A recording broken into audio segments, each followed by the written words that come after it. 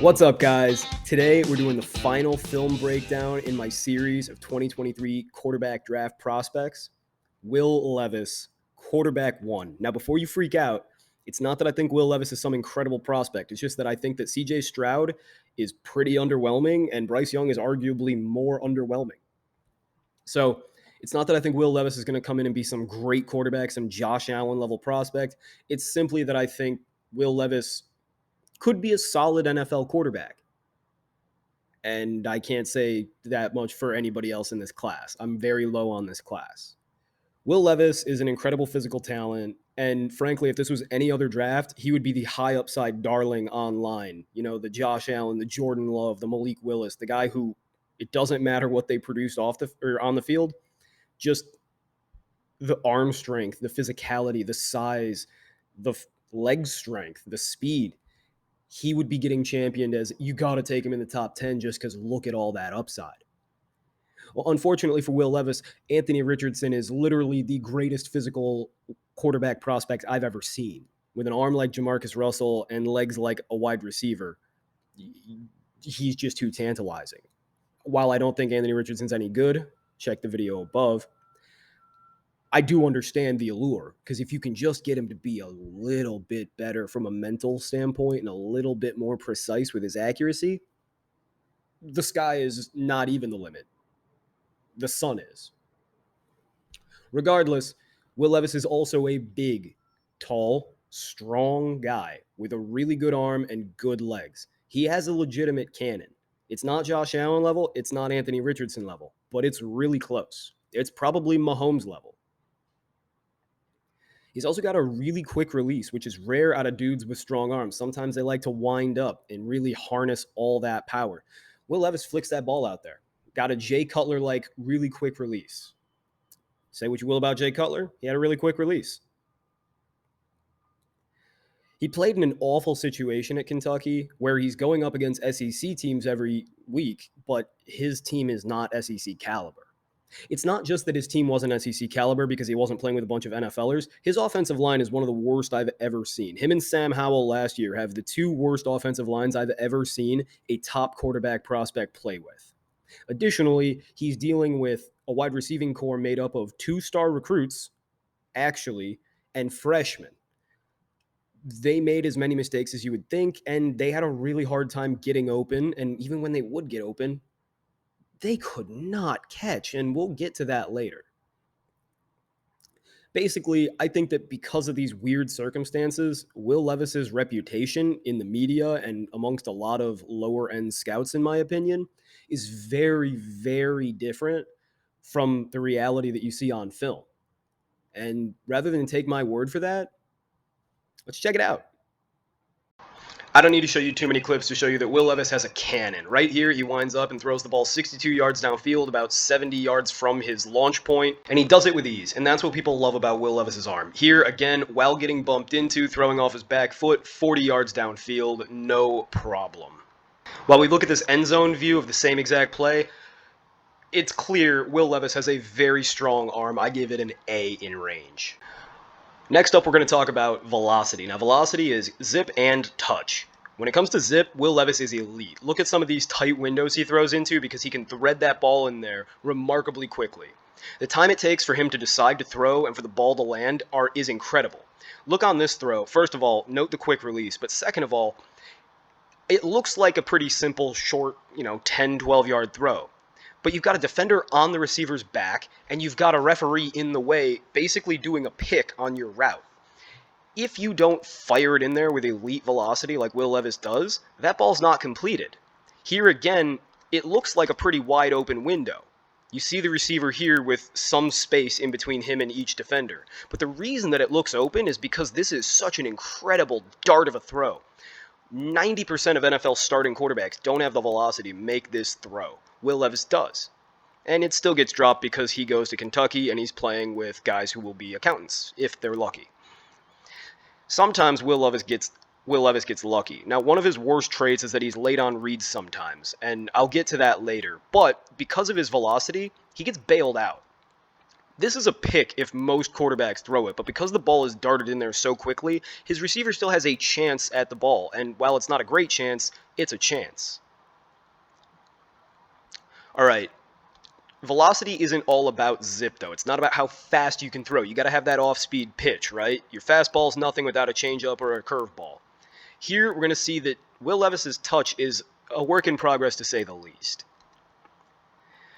Note that on this route, he has a receiver who is open down the field. If this ball's up the field leading him, it could be a touchdown. And Will Levis certainly has the arm to do it. We've already seen him throw the ball about 70 yards. Instead, he's going to lead him across the field because he's trying to put touch on that ball.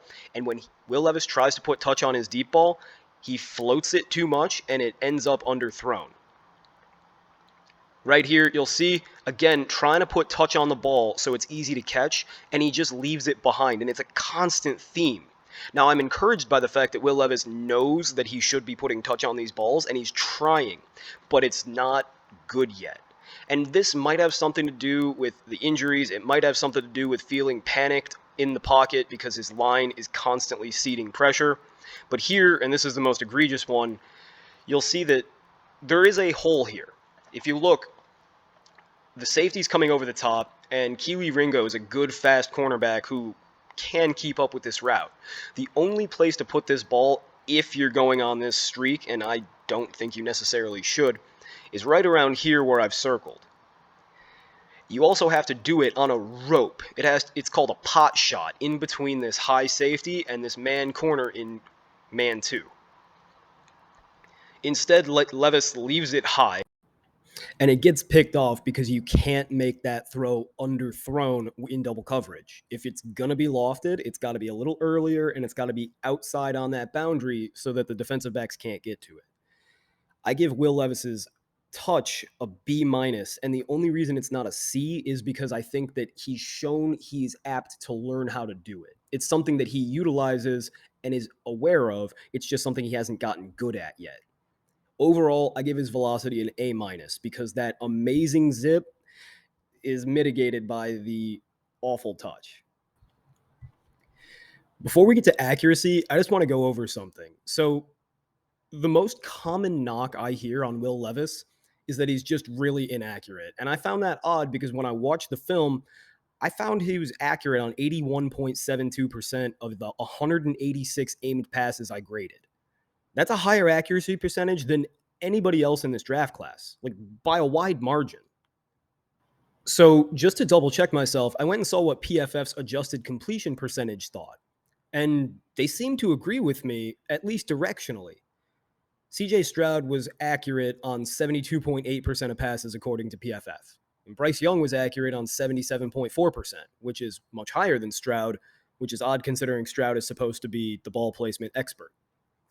Will Levis was accurate on 75.6% of his aimed passes, according to PFF. And that's over the entire 2022 season.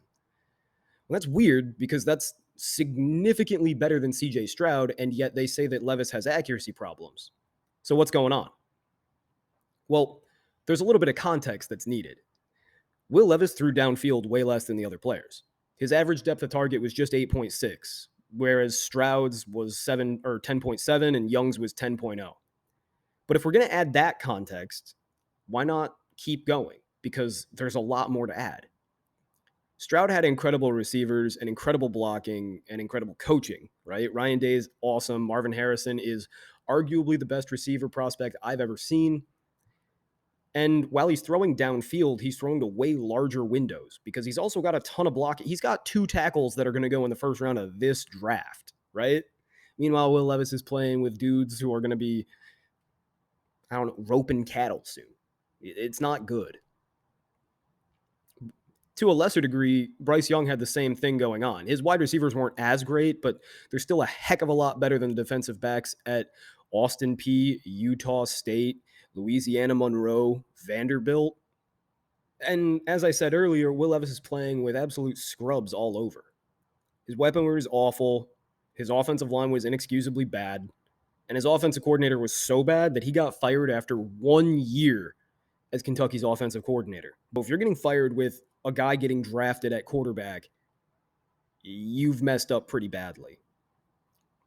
I'm not arguing that Will Levis is a complete prospect or that he's super accurate, but I don't understand all these knocks on his accuracy saying it's terrible. Again, 81.72 for Levis versus 71.4 for Stroud and 69 for Young. That's a huge difference. Now, what's going on? It's a lot of those routine throws, a lot of those short passes I mentioned earlier. But let's say you strip out all the screens and the checkdowns and the pop passes and all the easy little stuff that anybody can hit that Will Levis relied on a lot. He ran a ton of those routine plays. I call this stat accuracy plus. It's down here at the bottom. His accuracy percentage rather, if you just take out all the easy gimmies that he completed, is still 57. That's remarkably high. The league average in the NFL is about 46. The average in this draft class is about 46. CJ Stroud, if you take out all those gimmies, only 43.8. Bryce Young, if you take out all the gimmies, about 43. When you add context, it looks like Will Levis's accuracy problems are unfounded. Now, there are other issues with his game, several, and most of them are mental, but accuracy isn't one. One of Will Levis's greatest strengths is also one of his greatest weaknesses, which is his just being oblivious in the pocket. Now, right here on this play, it may look like Will Levis is getting really quick pressure, and he is. But when he sees this backside defender crashing down on him, he should realize I've got my flat to the right, I've got my swing to the left. In fact, he's also got this number 6 here on an in-breaking or in-slanting route if he wants to be aggressive. But either way, ball needs to get out of his hands, and it doesn't. He tries to step up and through, and he eats a sack. Again here, you've got the slant right away. He thinks he can wait a little bit and get more, and he ends up letting himself get strip sacked. Now, Will Levis's pocket awareness is not good, certainly, but he's also dealing with some really messy stuff. For instance, they loved running max protections with two-man routes. They did this a lot, especially off play action. And here you can see you've got the tight end here, and you got the wide receiver here. And it's a very simple play. Streak and some form of a post. Will Levis had an open tight end. It was off schedule, but you still have to make that throw. And instead tries to break out of the pocket, either gets sacked or gets a negative run. That being said, Will Levis was dealing under siege all the time. Check out this play. He hasn't even finished his drop back, and he's got a guy in his face with a second one waiting to clean up the slop. He does a really good job of throwing the ball away and giving up when the play's just not there. Again, barely got out of his fake before he's got pressure. Will Levis did a really good job of escaping and throwing the ball away when his offensive line was just overmatched, and that was a lot. So I give Will Levis a C+ on his pocket awareness and pocket IQ because while he can be oblivious and take some sacks he probably shouldn't, that also happens when your offensive line is constantly leaking pressure. And he did do a good job of throwing the ball away and giving up on plays when there just wasn't anything there. Once again, it's difficult to grade the mental facets of Will Levis's game because his supporting cast and situation is just so chaotic and bad. Will Levis is a good enough runner, but not quite fast enough to be a primary runner like Lamar Jackson or Josh Allen. He's really strong and he's a great quarterback sneaker, which is why I compare his running style and capability to a young Big Ben. I give it a B+. Pre-snap IQ is a quarterback's ability to diagnose a defense, understand his play, and know where his first and second read should be on that play. Will Levis is really good at this, and it's hard to illustrate because it's one of those things like accuracy where you need to study every play in order to get a really good sense of it. There's no flashing good pre-snap IQ the way there is flashing arm talent. But the reason that Kentucky was able to run so many quick passes, so many short passes, is because Will Levis is really good at understanding what he's looking at and diagnosing where he needs to go. The problem is that once the ball is snapped, that IQ comes into question. Post-snap IQ is a quarterback's ability to process the information that he's seeing after the snap. Was there disguise? Was there something I didn't expect? Is my receiver actually uncovering the way he's supposed to? And processing all that information rapidly. Almost like public speaking versus writing something down. On this first play, we're going to see Will Levis with a really good pre-snap diagnosis. So as this linebacker, number 14, walks up, Levis realizes that it's probably going to be a blitz, and he looks to put the ball right behind where the blitzer came from. He doesn't like that this tight end, 85, is covered by two receivers, so he opts for 19. And he's a little tiny bit late, but the zip bails him out, and it's a really good play. Here, he can't bail himself out with zip. The ball should be out of his hands at this exact frame. He's going to this receiver here, and it's very obvious that this is the right play. For whatever reason, when I press play, Levis is going to hop and then throw the ball. This hesitation is a real issue. It's something that I saw a lot with Justin Fields coming out of OSU that tipped me off that he wasn't going to transition well as a passer in the NFL. See this hop one more time. Right? That little hitch for absolutely no reason. That hesitation, it could be because he doesn't trust his terrible cast, his terrible coaching, as you'll see here. It also could be that he just is a hesitator. He's not a quick thinker, and he takes that extra second to make sure. You see that from a lot of smart kids who are bad processors at quarterback, like Justin Fields, who is, by all accounts, a very, very bright guy, but on the field, really slow to think. Here, we see another issue that I saw a lot with Justin Fields, where it's not that he's inaccurate. It looks very inaccurate, but when you watch it again, Will Levis wants to be letting go of the ball right here. He wants this ball to hit his receiver as the crossing receiver passes where 84 is right now. But because he hesitates, the ball is behind his receiver because his brain is behind his body. And finally, sometimes what looks like bad IQ is just bad coaching. Now this looks like Will Levis just threw a screen into a DB blitz or a DB that realized he telegraphed the play. But in reality, if you want some context, this is the 4th straight screen they ran on this drive. 4 straight times they ran the exact same play, and eventually Emmanuel Forbes got wise. Overall, again, pre-snap IQ, B+. Post-snap, C-, and that's going to be the make or break question.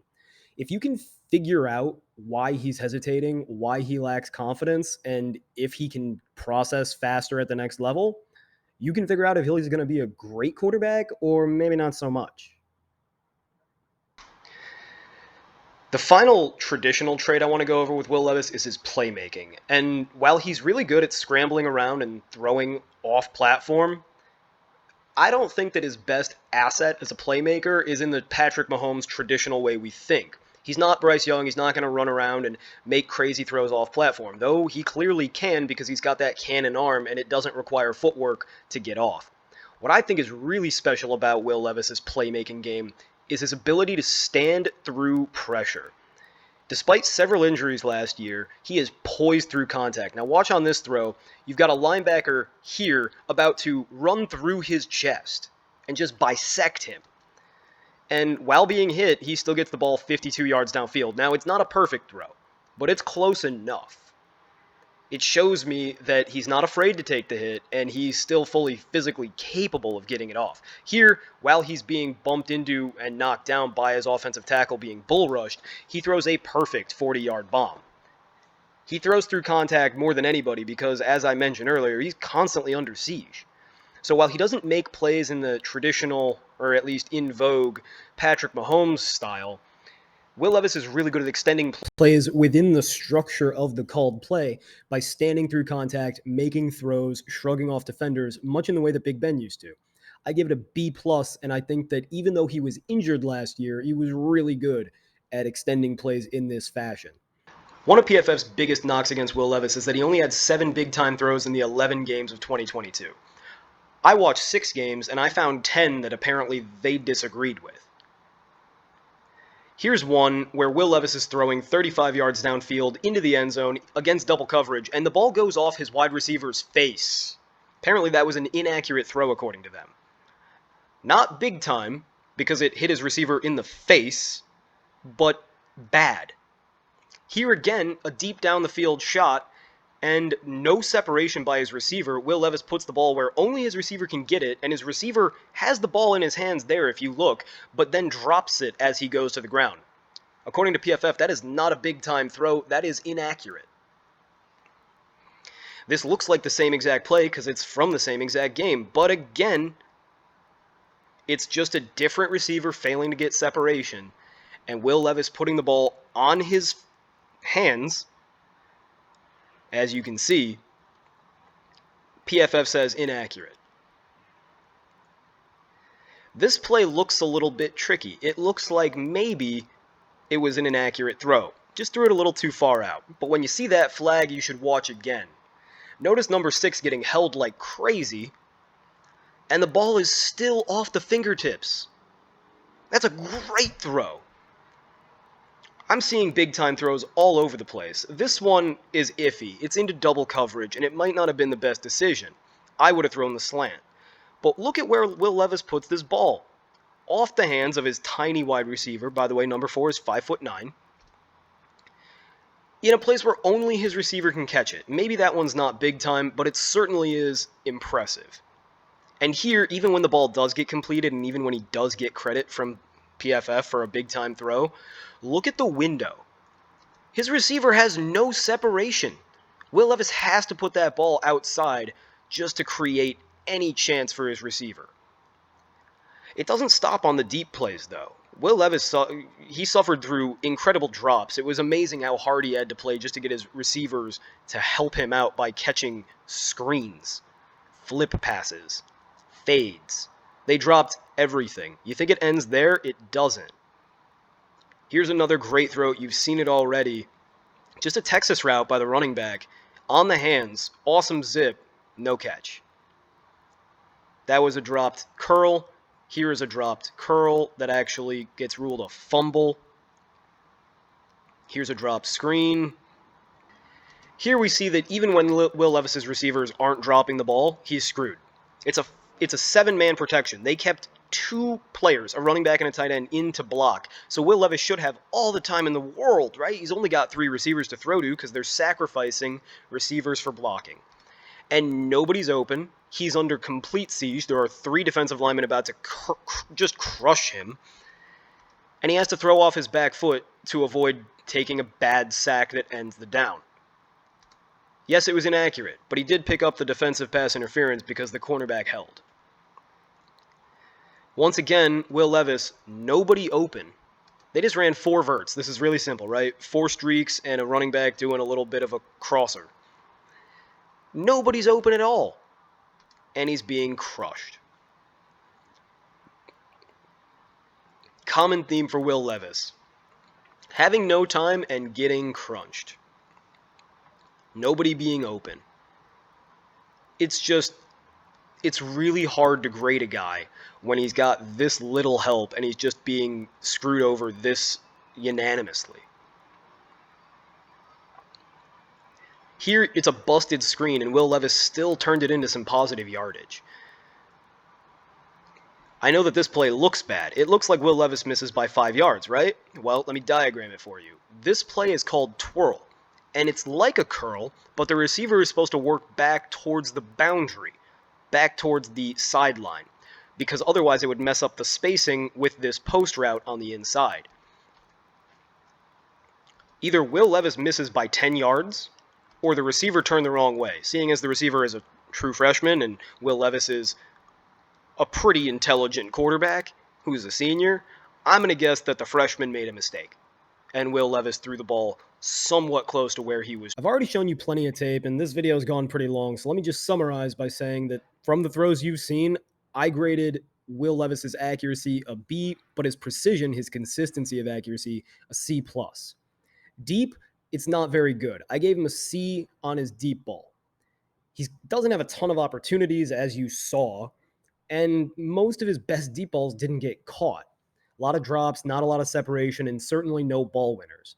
He puts a little too much air on it. That's that touch problem that we talked about earlier, which leads to underthrows. It's better than PFF says, but it's not great, although I think it could be a lot better if given some decent opportunities with actual wide receivers. The mid-tier, that second level between 10 and 20 yards downfield, that's his best accuracy zone. And that's good because that's the most important accuracy zone.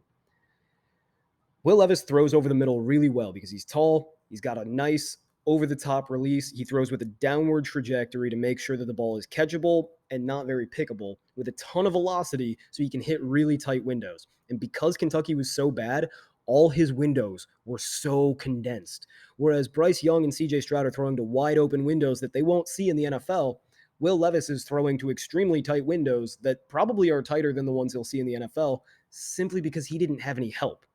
Bad coordinating, bad scheme, bad receivers. He had to figure it out on his own. The tight windows were everywhere, including in the red zone, and he nailed it. Whereas You may remember from the Bryce Young and CJ Stroud videos, they both struggled in the red zone. They both struggled over the middle of the field in those tight windows. As far as short balls go, I give Will Levis a B on these. I give him a B plus on the mid-tier accuracy. I give him a B on the short throws because while he throws a ton of them and he's extremely accurate on them, that's why he's got so many routine throws, right? Those are almost all short throws. There are still a couple head scratching misses every once in a while, and it wasn't as easy as I would like to see. It wasn't when CJ Stroud throws a short ball, you feel very certain it will be on target. When Will Levis throws a short ball, it's probably on target, and it probably has good placement. He's about an average NFL starting quarterback when it comes to throwing the short ball, a little below average on the deep ball, and above average when it comes to the mid-tier ball. Couple that with excellent arm talent as far as range and zip, a really quick release, and some real impressive strength in the pocket. And I think Will Levis has everything he needs from a physical and mechanical standpoint to be a really good NFL quarterback. The only question, as I said before, is his post-snap IQ and his pocket IQ to a lesser degree. If he can stop taking those bad sacks, if he can trust what he's seeing and stop hesitating, he'll be really good. And those things probably come from a really bad cast. When I watched his 2021 tape against Georgia, he threw 3 inaccurate passes on like 40 attempts. I'll see it here. He was incredible, and it looked like a totally different player. Well, he wasn't injured. He had at least one decent receiver in Wan'Dale Robinson, and he had a good offensive coordinator who ran a coherent system in Liam Cohen.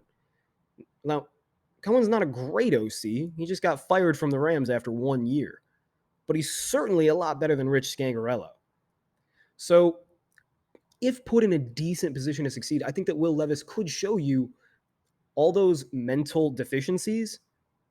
They were just a product of being in a bad spot. And that when things are a little easier and a little bit more logical, they make a little more sense. He can trust his players and his coaching. He could be really good. I don't think that'll happen, but it certainly could. That's why, despite the fact that he was banged up and he's going to be a 24-year-old rookie, which I don't love, I have Will Levis's ceiling as a 3.7 grade, which would be a top 5, top 10 quarterback in the NFL at any point. But I also have his floor at 1.6, and I think that his probable outcome is 2.4.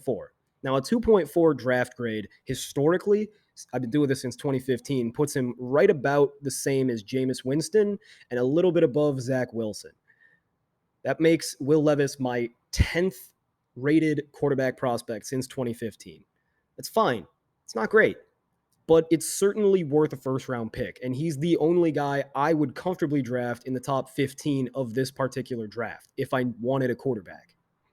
There are questions, but between his excellent off-field character, his excellent interviews, his excellent testing scores, and his excellent GPA, as well as the fact that he graduated with a master's in 4 years, I think that there's reason enough to believe he could be less than mentally deficient. Another way of saying that is he could be kind of smart. Now, those things don't all apply. Ryan Fitzpatrick wasn't that smart on the field, despite being a veritable genius. But there's reason to take a gamble, especially in a weak quarterback draft like this one. What do you guys think? You think I'm crazy? Point to where. You think Will Levis isn't accurate? Then why does PFF seem to agree with me that he's pretty accurate, despite a really bad situation? A lot of the knocks on him don't seem to make that much sense. And the one knock that I do have on him is his mental game. But he had a 4.0 GPA as a finance major. Now, I know that doesn't say everything, but it's indicative of something.